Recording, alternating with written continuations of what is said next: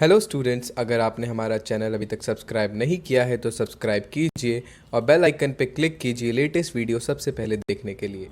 Welcome back students to your very own classes, Apni Commerce classes.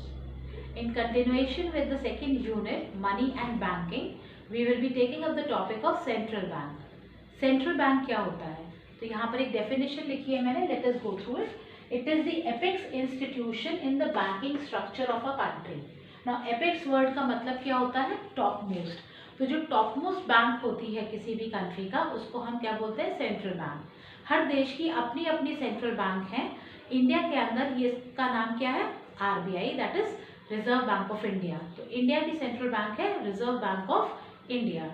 अब इसके जो functions है उसको एसिमुलेट करते हुए फर्दर डेफिनेशन है कि it controls, organises, regulates, directs and supervises the activities of commercial bank. तो बेसिकली कमर्शियल बैंक्स के ऊपर ये बैंक काम करती है और उनकी एक्टिविटीज़ को कंट्रोल करती है, उनको गाइडलाइन देती है, उनको सुपरवाइज करती है। That is the main job of central bank. Now when we will be discussing about the functions of central bank, then we will further understand properly कि क्या सेंट्रल बैंक एग्जैक्टली करती है काम। Before we venture into the aspects of central bank functions, let us go through certain terms जो हमारे काम के हैं। कुछ terms हैं यहाँ पर जो हमारे पास एग्जाम पॉइंट ऑफ व्यू से भी इम्पोर्टेंट है और हमें पता भी होने चाहिए to understand the chapter further. तो यहाँ पर सबसे पहला क्या है? CRR, which stands for Cash Reserve Ratio. Now, what is Cash Reserve Ratio? It is the percentage of deposit that the commercial banks have to keep with the central bank or RBI. Central bank की जगह RBI use कर सकते हैं word, क्योंकि India के लिए central bank कौन सी है? Reserve Bank of India. तो जो अपने डिपॉजिट्स जो कमर्शियल बैंक्स के पास आते हैं उसका कुछ परसेंटेज मैंडेटरीली रखना पड़ता है कमर्शियल बैंक्स को आरबीआई के पास। वो कैश डिपॉजिट्स आरबीआई के पास रखना जरूरी है। इस वाले डिपॉजिट को या इस रिजर्व को क्या कहा जाता है? Cash reserve ratio.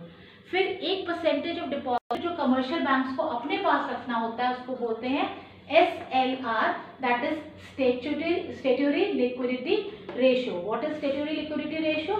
It is the percentage of deposit that the commercial banks have to keep with themselves. Themselves मतलब commercial बैंक को अपने पास रखना होता है। कैश, गोल्ड और सिक्योरिटीज। CRR सब कैश फॉर्म में होता है, लेकिन SLR को 3 फॉर्म में बैंक्स रख सकती हैं। इसको क्या बोलते हैं? कैश, गोल्ड और सिक्योरिटीज के फॉर्म में। सिक्योरिटीज क्या होते हैं? Government securities, they are like government bonds, जैसे किसान विकास पत्र वगैरह, वो सिक्योरिटीज के फॉर्म में भी रख सकते हैं। तो ये सारा most liquid form of cash है हमारे पास, SLR। इससे लिक्विडिटी मेंटेन रहती है। Now the next one is repo rate और बैंक रेट। इन दोनों में थोड़ा सा टेक्निकल डिफरेंस है, बट दोनों का मतलब एक ही होता है, that the rate at which RBI lends money to commercial bank. अगर कमर्शियल बैंक्स को पैसे की जरूरत है तो वो आरबीआई से लोन ले सकते हैं और उस लोन पर आरबीआई चार्ज करता है कमर्शियल बैंक से इंटरेस्ट रेट। जैसे हम और आप जब कमर्शियल बैंक से लोन लेते हैं तो वो हमसे इंटरेस्ट चार्ज करते हैं। Similarly interest is charged bye commercial banks, interest is charged by the central bank from the commercial banks. तो उसको क्या बोला जाता है? उसको बोला जाता है रेपो रेट या बैंक रेट। इन दोनों का जो टेक्निकल डिफरेंस है, अभी जब हम फंक्शन समझेंगे तब आप थोड़ा सा और इस बात पे बात करेंगे ना। Reverse repo rate. Reverse repo rate वो रेट ऑफ इंटरेस्ट है जो आरबीआई कमर्शियल बैंक को देता है उनके डिपॉजिट पे। जैसे हमारे और आपके सेविंग बैंक अकाउंट पर हमको डिपॉजिट्स पर अपने इंटरेस्ट देता है कमर्शियल बैंक, उसी तरह कमर्शियल बैंक्स को रेट ऑफ इंटरेस्ट दिया जाता है जो वो डिपॉजिट्स रखते हैं आरबीआई के पास। तो इसको हम क्या बोलते हैं? Reverse repo rate. ये सारे टर्म्स हमारे काम के हैं, इनको हमें समझना यहाँ पर टू अंडरस्टैंड द फंक्शंस जरूरी था, तो इनको हमने यहाँ पर समझा है।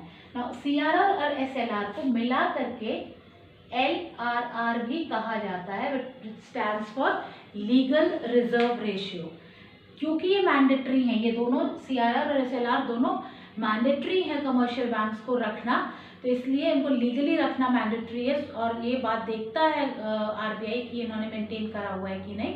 सो अकॉर्डिंगली इनको दूसरा एक नाम से बुलाया जाता है, which is legal reserve ratio. Right, now let us understand the functions of central bank. Here we are for the functions of central bank. The first function is currency authority function या bank of issuing notes. ये RBI का most important function है और हम सब RBI को क्यों जानते हैं, रिजर्व बैंक ऑफ इंडिया को हम सब इसी बात से जानते हैं कि जो नोट हमारी जेबों में रखे हुए हैं वो सब पर रिजर्व बैंक ऑफ इंडिया लिखा हुआ है. मतलब ये नोट किसने छापे हैं, रिजर्व बैंक ऑफ इंडिया ने. कंट्री के अंदर सिर्फ 1 रुपये का नोट छोड़ करके और कॉइन्स को छोड़ करके जितने 2 रुपये ऑनवर्ड्स करेंसी नोट्स हैं वो सब आरबीआई छापता है. और ये आरबीआई का मेन फंक्शन है कि बैंक इशू करता है नोट्स को. इस फंक्शन को बोलते हैं currency authority function of RBI. ये इंडिया के अंदर सिर्फ सेंट्रल बैंक को मोनोपोली राइट्स हैं इस काम को करने के, मतलब सिंगल सोल अथॉरिटी जो है वो सिर्फ आरबीआई है जो नोट छाप सकता है और किसी के पास ये अधिकार नहीं है. This has not been given as a privilege to anybody else. इसके फ़ायदे क्या हैं, क्यों हमने सिर्फ एक अथॉरिटी को बना रखा है.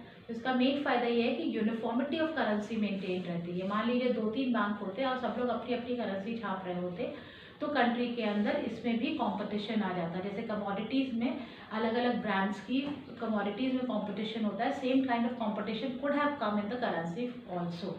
सो यूनिफॉर्मिटी मेंटेन करने के लिए हमारे पास हमने सिर्फ एक बैंक को यह ऑथराइज कर रखा है कि वही नोट छाप सकता है and that is Reserve Bank of India. So this is the first function of Reserve Bank of India. Next is banker to the government. Government का बैंकर कौन है, RBI. It is the government's account जो manage करता है RBI. और RBI इसको 3 capacity में काम करता है गवर्नमेंट के लिए. It acts as a banker, agent and advisor. कोई किसी का बैंकर कब होता है, बैंकर वो तब होता है जब उसके लिए वो डिपॉजिट रखे और उसको वक्त आने पर लोन दे सके. तो ये दोनों काम आरबीआई करता है गवर्नमेंट के लिए. अगर गवर्नमेंट को ज़रूरत है लोन की तो वो आरबीआई से ले सकती है और डिपॉजिट भी गवर्नमेंट के कहाँ रखे जाते हैं, आरबीआई के पास. तो इस सेंस में ये इसका क्या हो गया, बैंकर. दूसरा एजेंट की तरह काम करता है ना. कोई किसी का एजेंट कब होता है, जब उसके बिहाफ पे काम करे. अगर आपके बिहाफ पे कोई और काम कर रहा है तो वो आपका एजेंट हो गया. तो यहाँ पर जो गवर्नमेंट का एजेंट बनकर आरबीआई काम करता है, कौन सा काम करता है, it buys and sells security on behalf of the government. Government के बिहाफ पर सिक्योरिटीज को बेचने खरीदने का काम करती है RBI. So that is why it acts as a agent of the government. And finally it acts as an advisor to the government. Country की जितनी इकोनॉमिक पॉलिसीज़ हैं या फाइनेंस रिलेटेड पॉलिसीज़ हैं उन सब के फॉर्मुलेशन में हेल्प करता है RBI. So it acts as a banker, agent and advisor. जब आप आंसर लिखेंगे, क्योंकि ये बहुत फ्रीक्वेंटली आस्क्ड क्वेश्चन है आपका सीबीएसई बोर्ड एग्जाम्स में भी, तो इसके अंदर आपको ये तीनों शब्द लिखने हैं when you are writing about the banker to the government function. फिर तीसरा फंक्शन है हमारा bankers bank and supervisory role. अब बैंकर्स बैंक मतलब कमर्शियल बैंक्स का बैंक कौन है, आरबीआई. अगेन मैं बात वही करूंगी कि कोई किसी का बैंकर कब होता है, जब उसके डिपॉजिट्स रखे और उसको लोन दे सके. तो जब भी ज़रूरत पड़ती है कमर्शियल बैंक्स को लोन लेने की, तब आरबीआई उनको लोन प्रोवाइड करता है. और सुपरवाइजरी रोल है कि ये देखता है कि जो सीआरआर एसएलआर की बात अभी हमने टर्म्स में समझी थी वो मेंटेन कर रहे हैं कमर्शियल बैंक्स की नहीं कर रहे. बहुत स्ट्रिक्ट लॉज हैं जिसको वो सुपरवाइज करते हुए देखते हैं. और अगर कोई कमर्शियल बैंक उनकी बात नहीं मान रहा या उस कैटेगरी को या उस चीज़ को फॉलो नहीं मेंटेन कर रहा है तो उसको वार्निंग्स भी देती है सेंट्रल बैंक कमर्शियल बैंक्स को. और कमर्शियल बैंक्स को कंट्री में ऑपरेट करने के लिए आरबीआई का रिकग्निशन उसके लिए होना बहुत ज़रूरी है. सो अकॉर्डिंगली ये बैंकर्स बैंक और सुपरवाइजरी रोल हो गया हमारा. Next is lender of last resort. ये फंक्शन किसी न किसी तरह इसी से जुड़ा हुआ है. क्या होता है कि हमने पिछले अपने लेक्चर में समझा था कि अगर कमर्शियल बैंक जो है वो भी प्रोड्यूसर ऑफ मनी है, by way of giving loans they create money. अब कभी कभी क्या करती है कमर्शियल बैंक्स की उनकी जितनी कैपेसिटी है उससे ज़्यादा का वो लोन क्रिएट कर लेती हैं और सर्कुलेशन में पैसा डाल देती हैं. अब हो सकता है कि इनके पास कभी कैश क्रंच हो जाए, मतलब कि इनके अपने जो डिपॉजिटर्स हैं वो इनसे डिमांड डिपॉजिट्स पर अपने पैसा लेने आ जाए और इनके पास पैसा हो ना देने के लिए, क्योंकि इन्होंने लोन पर उठाया हुआ है पैसा. अब ये बड़ी ट्रिकी सिचुएशन हो गई कि कैश क्रंच हो गया. अगर ये बात बाहर निकल जाएगी तो ये बैंक के बारे में गलत रेपुटेशन हो जाएगा और हमारा आपका जो बैंकिंग सिस्टम पे फेथ है वो ख़त्म होता है। क्योंकि अगर मान लीजिए आप बैंक में गए, आपने कहा मुझे अपना पैसा विड्रॉ करना है, बैंक कहती नहीं भाई हमारे पास नहीं है देने को, तो कैसा लगेगा आपको? आपको लगेगा यार ये तो हमारा पैसा लेके बैठ गए। तो अब इस बात के लिए कभी कैश क्रंच हो जाए और इमीडिएट लोन की ज़रूरत हो तो कमर्शियल बैंक्स को हेल्प करता है RBI.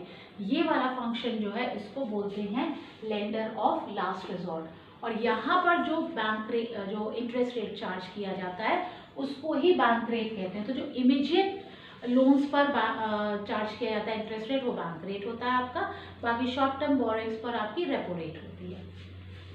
Now custodians of foreign exchange, country के अंदर जितना भी फॉरेन एक्सचेंज है वो रूट अप होता है through RBI. RBI is the custodian of foreign exchange और सारा जो फॉरेन एक्सचेंज आता है वो आरबीआई की नॉलेज में होता है। जब हम फॉरेन एक्सचेंज चैप्टर करेंगे तो ये बात और डिटेल में समझेंगे, लेकिन इसकी हेल्प से क्या कर पाती है आरबीआई? क्योंकि आरबीआई के पास सारा फॉरेन एक्सचेंज है, तो जब भी कंट्री के अंदर हमारे रेट्स अगर क्रैश करने लगते हैं, बहुत डेप्रिसिएशन होने लगता है हमारी फॉरेन करेंसी का, तो ये सप्लाई को रेगुलेट कर सकता है क्योंकि इनके पास फॉरेन एक्सचेंज रखा है। डिमांड का तो कुछ नहीं कर सकते फॉरेन एक्सचेंज की, लेकिन उसकी सप्लाई को रेगुलेट करके उसके दाम जो है फॉरेन एक्सचेंज के वो मेंटेन करे जाते हैं। इसको हम बोलते हैं मैनेज्ड फ्लोटिंग सिस्टम। तो मैनेज फ्लोटिंग में ये हेल्प करता है फंक्शन हमारा custodian of foreign exchange. Next is clearing house function. Now what is clearing house? Clearing house function का मतलब है कि इंटर बैंकिंग क्लेम्स को सेटल करना। मान लीजिए कि एसबीआई का चेक मैंने आपको काट के दिया, इसी तरह से आपने अपने बैंक XYZ बैंक में उसको लगाया। सिमिलरली कुछ XYZ बैंक के कस्टमर्स होंगे जो एसबीआई के कस्टमर्स को चेक देंगे, तो ये बैंक्स के बीच में टू एंड फ्रो हुआ कस्टमर्स के पैसे का क्रेडिट एंड डेबिट करने का। ना क्योंकि इन सारी बैंक्स के अकाउंट होते हैं, सारी कमर्शियल बैंक्स के अकाउंट होते हैं आरबीआई के पास, तो इंटर बैंकिंग क्लेम्स कोई भी जो बनते हैं आपस में बैंक्स के वो सेटल किए जा सकते हैं। This function is known as the clearing house function of central bank. And last is control of credit. ये बहुत इंपॉर्टेंट फंक्शन है। मनी सप्लाई को कंट्री के अंदर रेगुलेट करने का काम आरबीआई करती है और इसके लिए वेरियस टूल्स का इस्तेमाल करती है जो क्वांटिटेटिव और क्वालिटेटिव टूल्स में डिवाइडेड हैं। बट इस बार इस सेशन में ये वाला पार्ट हमारा डिलीटेड सिलेबस का है, ऑल दो इसकी नेक्स्ट यूनिट का ये ओवरलैपिंग पार्ट था, तो इसको हमें वहाँ समझना पड़ेगा। बट जब ये हम अब थर्ड यूनिट स्टार्ट करेंगे then we will understand about this particular function control of credit. फिलहाल के लिए आप इतनी बात समझ लीजिए कि मनी सप्लाई को रेगुलेट करने का काम आरबीआई करती है अपने वेरियस टूल्स को यूज़ करके, लाइक CRR, SLR, इन सब का इस्तेमाल करके, repo rate, reverse repo rate, इन सब का इस्तेमाल करके मनी सप्लाई कम ज़्यादा कर सकती है depending upon the situation of inflation और डिफ्लेशन इन द इकोनॉमी।